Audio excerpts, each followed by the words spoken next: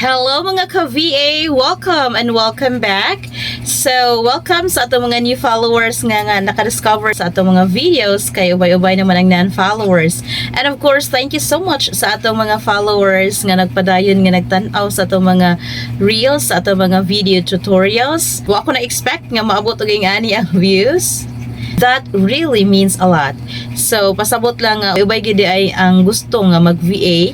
So, of course, why not if we have the skills nga we can offer to the client. Aside nga makatabang pata sa ilang mga businesses, so at the same time, maka-earn sad ta through our service. So it's a win-win process. Actually, at first, I just created a video just to boost ni Algo, but then I realized nga why not use this platform to spread good vibes or to spread awareness nga pwede pa natong mahatag nga pagtulunan sa uban natong mga viewers, diba? Before ko nag-create ani nga video, just a short chika minute, so I really asked guidance from God nga kung musulod man gani ko sa vlogging, dapat informative ang ako mga videos or dapat na ako'y mahatag pod nga kaayuhan sa atong mga followers. So, I know nga bisag kinsa pwede maka-scroll sa ato ang video, no? Kay moagi man na sa timeline, pwede mga kabataan, kabatan-unan, mga hingkod o guban pang mga nilalang. I'm just happy nga niabot ag ani kataas ang atong viewers. Ug wa ko mag-expect ingani kay at first this is just an experiment. So, na siya.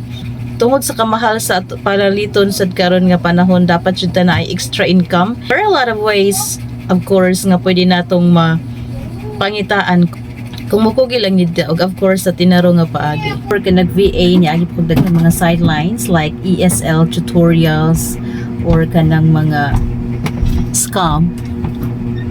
So mo na siya, be mindful sa inyong applyan. Dapat kay ba mo assess kung tinuod ba na siya, legit ba siya or dili. Dapat magbinantayan sa ato ang submitan sa ato mga proposals and applications. Kaya sa karong panahon daghan na kay mga ilad, di ba? My next videos to come, I will be sharing a lot of tips, VA hacks or ESL tutorials as well. Depende sa inyong request if ganahan mo.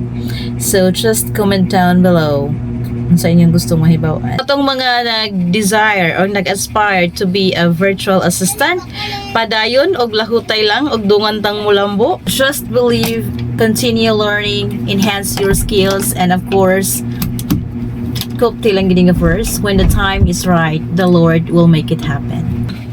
Aja. So maura to, mga pinata. Charot. You can share this video, comment down below for your queries, and follow for more.